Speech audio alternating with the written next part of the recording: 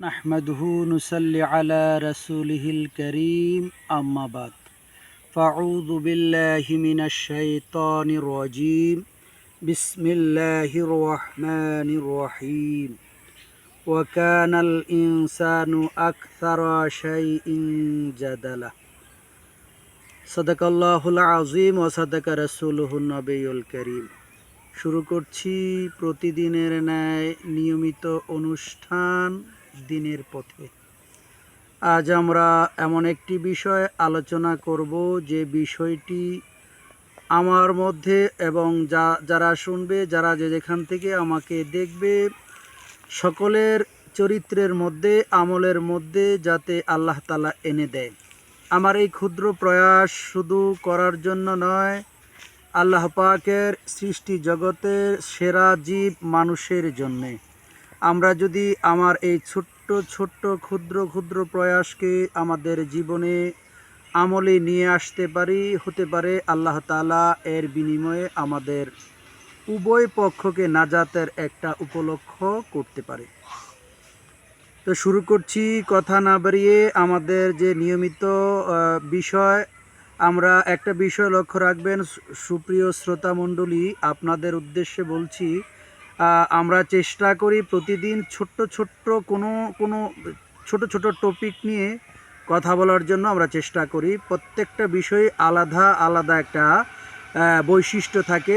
প্রত্যেক দিনের বিষয় আমাদের একসাথে থাকে না, আমরা প্রতিদিন এর মধ্যে কাজ করছি। প্রতিদিনের মধ্যে প্রতিদিনের বিষয়টা আলাদা আলাদা থাকছে। তো আমরা এই জায়গাটা একটু আপনারা নজর দিবেন, যে সেই বিষয়টি হলো আমরা যে প্রত্যেক দিন ছোট্ট ছোট্ট বিষয়গুলি এখানে তুলে ধরার চেষ্টা করছি। সেই বিষয়গুলি আপনারা যদি প্রতিদিন নজরে রাখেন তাহলে অনেক কিছু পাইতে পারেন, উপকৃত হতে পারেন। আপনার আমাদের জীবনের সকলের উপকারে আসতে পারে। সেই জন্য বিনীত অনুরোধ রাখছি প্রতিদিন আমাদের এই চ্যানেলটিকে দেখার জন্য। বিশেষ করে অলি টিভির পক্ষ থেকে আপনাদের সকলকে আন্তরিক মোবারকবাদ। আপনারা আমাকে ছোট্ট ছোট্ট করে কমেন্টস করে হলেও, লাইক দিয়ে হলেও যে উৎসাহ প্রদান করছেন, তার কৃতার্থেই আমরা আপনাদের জন্য প্রত্যেক দিন এই প্রয়াস চালিয়ে যাচ্ছি। তো কথা না বাড়িয়ে শুরু করছি।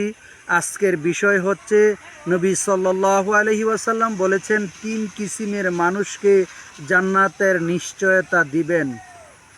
যদি এই 3 কিসিমের আওতার মধ্যে আমরা পড়ে যাই, তাহলে নবী সাল্লাল্লাহু আলাইহি ওয়াসাল্লাম বলছেন, আমি আল্লাহ তাআলার কাছে সুপারিশ করে ওই ব্যক্তিকে জান্নাতের মধ্যে তার একটা প্রাসাদ তৈরি করে দিব। তার মধ্যে প্রথম ব্যক্তি হচ্ছেন, আমরা বিশেষ করে বাংলাদেশের বাঙালি মুসলমান মানুষ যারা আমরা রয়েছি, আমাদের একটা খাসিয়ত হলো 2 জন 3 জন একসাথে হলেই আমাদের একটা কি হয়, আড্ডা জমে যায়। আর আড্ডা জমে গেলেই আমাদের কোনো না কোনো একটা টপিক চলেই আসে। হতে পারে সেটা খেলাধুলা নিয়ে, হতে পারে ধর্মীয় বিষয় নিয়ে, হতে পারে রাজনৈতিক বিষয় নিয়ে।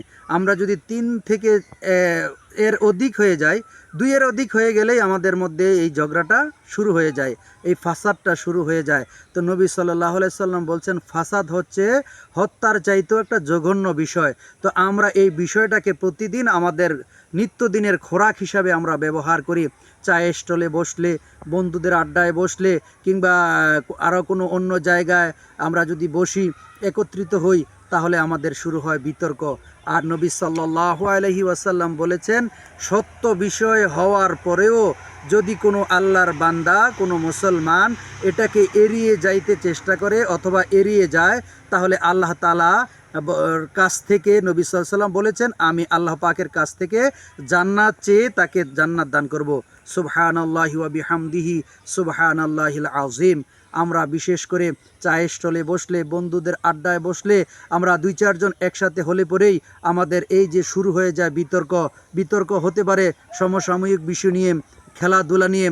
ক্রিকেট খেলা, কেউ পাকিস্তান করে, কেউ ইন্ডিয়া করে, কেউ অস্ট্রেলিয়া করে, কেউ ইংল্যান্ড করে।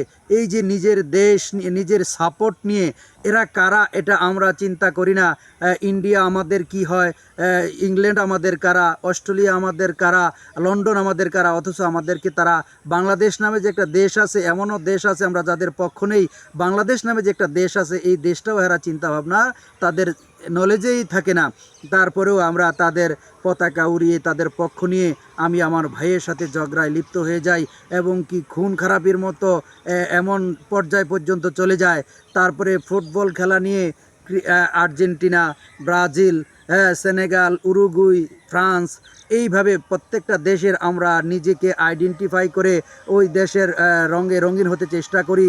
ওই দেশের পতাকা আমার ঘরে, আমার গ্রামে, আমার বাড়িতে, আমার ছাদে উড়ানোর চেষ্টা করি, অথচ ওই দেশের মানুষেরা জানেও না তার সাথে আমার কিসের মিল নাই, তার সাথে আমার বর্ণের মিল নাই, তার সাথে আমার ভাষার মিল নাই, তার সাথে আমার চলা চরিত্রের মিল নাই, তার সাথে আমার ধর্মের মিল নাই। তারপরেও আমি তার পক্ষ এমনভাবে নেই, এমনভাবে তার পক্ষ নিয়ে আমি আমার মুসলিম ভাইয়ের সাথে, আমি আমার বাঙালি ভাইয়ের সাথে, আমি আমার আপন ভাইয়ের সাথে ঘরের মধ্যে ঝগড়া বিবাদে লিপ্ত হয়ে যাই এবং শেষ পর্যন্ত এটা খুন খারাপি পর্যন্ত যেয়ে গড়ায়। এই সব ধরনের ঝগড়া বিবাদ। তারপরে রয়েছে রাজনৈতিক বিষয়, কেউ ধানের শীষ করে, কেউ নৌকা করে, কেউ জামাত করে, কেউ নাঙ্গল করে। এই বিষয় নিয়ে এক একজনের চরিত্র নিয়ে যে যেই দল করে তার দলই ভালো, তার দলের নেতার চরিত্র ভালো, তার এটা ভালো, যে এটা করে এটাই ভালো, আরেকজনে বলে মন্দ। এই যে বিতর্কিত আমরা লিপ্ত হয়ে যাই। তারপরে বিশেষ করে ওয়াজের ময়দানে আমরা যে সুন্নি তা ওহাবি দেখতে পারি না, ওহাবি যে সালাফি দেখতে পারি না। এই যে অথচ দেখা যায় যে সুন্নি বলি, ওহাবি বলি, সালাফি বলি, তারা যদি তিনজন একসাথে হয় তারা তাদেরকে ঠিকই সুন্দরভাবে সম্মান করে, তাদেরকে মূল্যায়ন করে, তিনজনই তিন দলকে মূল্যায়ন করে কথা বলে। অথচ আমরা যারা শায়েকপন্থী তারা পীরদেরকে গালি দেই, আবার আমরা যারা পীরপন্থী তারা শায়েকদেরকে গালি দেই। ওহাবি বলি কাউকে, কাউকে সুন্নি বলি, কাউকে সালাফি বলি। এই ধরনের আমরা বিতর্কে লিপ্ত হয়ে যাই, অথচ একটা মাসাআলা সম্পর্কে আমাদের সমাধান দেওয়ার কোনো ক্ষমতা আমাদের নাই। যাদের সাথে বড়দের যদি একটা বিতর্ক হয় এই বিষয় নিয়ে, তারা সুন্দর সমাধান দিতে পারবেন, একটা জায়গায় এসে উপসংহার টানতে পারবেন। কিন্তু আমরা যারা চায়ের স্টলে বসে মাসলা মাসাইল নিয়ে আলোচনা করি, আমরা না পারি সূরা ফাতিহা সুন্দরভাবে পড়তে, না জানবো কিতাব পড়তে, তারপরেও আমরা ঝগড়া বিবাদে লিপ্ত হয়ে যাই। এই ধরনের ঝগড়া বিবাদে যারা লিপ্ত হয়ে যায় আর এর মধ্যে যে বিষয়টা সঠিক, এরপরেও সে ভাবে যে নবী সাল্লাল্লাহু আলাইহি সাল্লাম বলেছে যে সঠিক হওয়ার পরেও এই বিবাদটাকে এড়িয়ে, ঝগড়াটাকে এড়িয়ে, এই বিতর্কটাকে এড়িয়ে সে পাশ কাটিয়ে বলে যে না আপনারটাই ঠিক আছে, এই কথা বলে যে চলে যায়, চুপ করে থাকে, অন্য প্রসঙ্গ টানতে চেষ্টা করে, অথবা অন্যদিকে মোড় নিতে চেষ্টা করে, অথবা তার এই বিষয়টাকে ঘুরিয়ে দেয়, এড়িয়ে যায়। নবী সাল্লাল্লাহু আলাইহি সাল্লাম তার বিষয়ে বলেছেন যে তাকে আমি আল্লাহ পাকের পক্ষ থেকে জান্নাত চেয়ে আমি তাকে জান্নাত দান করব। সুবহানাল্লাহি ওয়া বিহামদিহি সুবহানাল্লাহিল আযীম। মহান রব্বি কারীমের কাছে আমাদের প্রার্থনা থাকবে, ও মুনিব, আমরা যেন অহেতুক বিষয়ে, শুধু বিষয়ে, আমাদের যেটা ধর্তব্যের বিষয় নয়, আমাদের কাজে আসবে না, আমাদের কোনো লাভ হবে না, এমন ধরনের বিষয়ে আমরা যেন বিতর্কে লিপ্ত না হই। বিতর্কে লিপ্ত হয়ে যাতে আমরা আমার ভাইয়ের সাথে মনোমালিন্য না হয়, ঝগড়া বিবাদ না হয়। এইখানে তৃতীয় পক্ষ থাকে শয়তান, ফুৎকার দিয়ে দিয়ে বলে তুমি এখন ছেড়ে দিও না, তুমি এইমাত্র এই কথাটা বলে জিতে যাবে, এই পয়েন্টটা ধরলেই তুমি তার সাথে জিতে যাবে, তুমি ছেড়ে দিবে কেন, তুমি হেরে যাবে কেন। এই ধরনের আমাদেরকে শয়তান ফুসলাইতে থাকে। এই ধরনের বিষয় যখন আপনি বুঝতে পারবেন তখনই আপনি ঝগড়াটাকে এড়াতে পারবেন। আর তাহলেই নবী সাল্লাল্লাহু আলাইহি ওয়াসাল্লাম যে বলেছেন যে সঠিক জানার পরেও, হক জানার পরেও, সত্য জানার পরেও যে বিতর্ককে এড়িয়ে পাশ কাটিয়ে চলে যাবে, তার পাশের ভাইকে বলবে যে না আপনারটাই ঠিক আছে, আচ্ছা ঠিক আছে, অন্য দিকে তারা টপিক নিয়ে অন্যদিকে মোড় নিয়ে চলে যাবে, এই ধরনের ব্যক্তিকে আল্লাহ তাআলার কাছ থেকে নবী সাল্লাল্লাহু আলাইহি সাল্লাম জান্নাতের গ্যারান্টি দিয়েছেন। 2 নম্বরের ব্যক্তি সম্পর্কে আল্লাহ তাআলা বলছেন, মানুষ আসলে, আল্লাহ তাআলা বলেন ওয়াকানাল ইনসানু আকসারা শাইইন জাদালা। মানুষকে আল্লাহ তাআলা এমনভাবেই সৃষ্টি করেছেন যে সৃষ্টিগতভাবেই ঝগড়াটে। এই আল্লাহ তাআলা আমাদেরকে যে দুনিয়ার মধ্যে সৃষ্টি করেছেন, আমাদের কোনো না কোনো বিষয় নিয়েই আমাদের মধ্যে একটা বিষয় চলে আসে ঝগড়ার। তারপরে ওই ব্যক্তি বীর, ওই ব্যক্তি সঠিক বীর, যে ব্যক্তি এই ঝগড়ার প্রসঙ্গ আসার পরেও এটাকে এড়িয়ে পাশ কাটিয়ে চলে যাইতে পারবে, আল্লাহ তাআলার হাবিব তাকেই আল্লাহ পাকের পক্ষ থেকে কি করবেন, জান্নাত এড়িয়ে যাওয়ার কারণে তাকে জান্নাত দান করবেন। দ্বিতীয়ত হলো আল্লাহ তাআলার পক্ষ থেকে নবী মুহাম্মদ সাল্লাল্লাহু আলাইহি সাল্লাম বলেছেন সেন্ট্রাল পয়েন্টে অর্থাৎ জান্নাতের মাঝখানে, প্রাসাদের মাঝখানে একটা জান্নাত চেয়ে দিবেন। কাকে? যে বন্ধু বান্ধবের সাথে মজা করে হলেও মিথ্যা কথা বলে না। আমরা আজকে দেখা যায় যে হর হামেশাই আমরা মিথ্যা কথা বলি, কথার ছলে অহেতুক বলি যে তোকে স্যার ডাকছে, অহেতুক বলি তোকে এমকে ডাকছে, অথবা মিথ্যা কথা বলে অনেক জায়গায় পাঠাই, ক্রেতা বিক্রেতা মিথ্যা বলি, বাবা মায়ের সাথে মিথ্যা বলে, মা তার সন্তানকে খাবার খাওয়াইতে যেয়ে মিথ্যা বলে, ওই বাঘ আসলো, ওই কুকুর আসলো, ওই বন থেকে শ্রীকাল আসলো, তোমাকে ধরে নিয়ে যাবে, তোমাকে খেয়ে ফেলবে, এই ধরনের বিভিন্ন কিসিমের আমরা যে মিথ্যা কথা বলি, সেই মিথ্যা কথা বলা থেকে আমাদেরকে কি করতে হবে? বিরত থাকতে হবে। মিথ্যা কথা থেকে যদি আমরা বিরত থাকি তাহলে আল্লাহ তাআলা আমাদেরকে কি করবেন? জান্নাতের মাঝখানে একটা প্রাসাদ দিবেন। নবী মুহাম্মদুর রাসূলুল্লাহ সাল্লাল্লাহু আলাইহি ওয়াসাল্লাম আমাদেরকে কি করবেন? জান্নাতের মাঝখানে একটা প্রাসাদের ব্যবস্থা করবেন। কেন করবেন? আমরা কোনো মুমিন, কোনো মুসলমান, কোনো মুত্তাকি সিরিয়াসলি তো মিথ্যা কথা বলবেই না, বলার প্রশ্নই আসে না, বলতে পারবেই না। তারপরেও কথার ছলে, মিথ্যার ছলে, মজা করার ছলেও মিথ্যা কথা বলা যাবে না। মজা করার ছলেও মিথ্যা কথা বলা যাবে না। ভয় দেখানোর ছলেও মিথ্যা কথা বলা যাবে না। যদি কেউ মিথ্যা কথা বলে, মিথ্যায় তাকে কি করে দিবে? ধ্বংস করে দিবে। মিথ্যা মানুষকে কি করে দেয়? ধ্বংস করে দেয়। সত্য মানুষকে মুক্তি দেয়। মিথ্যা বলতে বলতে আল্লাহ তাআলা ওই বান্দাকে, ওই বান্দার নামটা মিথ্যার খাতার মধ্যে নাম বসিয়ে দেয়, যার ফলে তার জীবনটা ধ্বংস হয়ে যায়।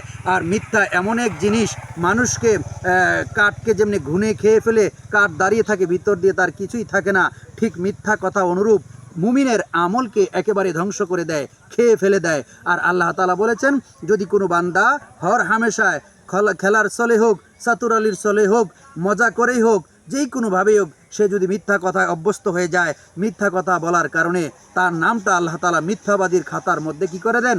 লিখে দেন। আর মিথ্যাবাদীর খাতায় যখন আমার নামটা লিখে দেয়, তাহলে অবশ্যই ধরে নিতে হবে আমি ধ্বংসপ্রাপ্ত হয়ে গেছি, আমি ধ্বংসপ্রাপ্ত হয়ে গেছি, আমি ধ্বংসপ্রাপ্ত হয়ে গেছি। আর আল্লাহ তাআলার কোনো নেক বান্দা যদি যেই কোনো বিপদে, যেই কোনো মুসিবতে, যেই কোনো অসুবিধায় সত্য বলা থেকে সে এক চুলো পিছপা হয় না, তার সত্য নিয়ে সে অটুট থাকেই। আর যা হয় হবে, আমি সত্যর উপর অটুট থাকবো, এই বিষয়ে দৃঢ় প্রতিজ্ঞ হয়, আল্লাহ তাআলা তাকে তার নামটা সত্যবাদীর খাতায় লিখে দেন। আর এই সত্যবাদী, সত্য কথা বলার কারণে যত রকমের বিপদ বালা মুসিবত তার উপর নাজিল হয়, আল্লাহ তাআলা তার ফেরেশতা দিয়ে ওই বান্দাকে সত্য কথা বলার কারণে তাকে হেফাজত করেন। আর এই সত্যই তাকে শেষ অবধি, শেষ পর্যন্ত, শেষ খেলায়, শেষ বিষয়ে, শেষ হিসাবে তাকেই বিজয়ী করে আল্লাহ তাআলা ঘরের মধ্যে ফেরান। আর আল্লাহ তাআলার এটাই হচ্ছে বড় কারিশমা। ওই ধরনের ব্যক্তির জন্য নবী মুহাম্মদুর রাসূলুল্লাহ সাল্লাল্লাহু আলাইহি ওয়াসাল্লাম বলেছেন, আমি তার জন্য জান্নাতের মাঝখানে একটা প্রাসাদ আল্লাহ পাকের পক্ষ থেকে চেয়ে আনবো, যে সদা সর্বদা মিথ্যা কথা বলবে না, সত্য কথা বলবে, সত্যর উপর প্রতিষ্ঠিত থাকবে, সত্যর উপর অটুট থাকবে।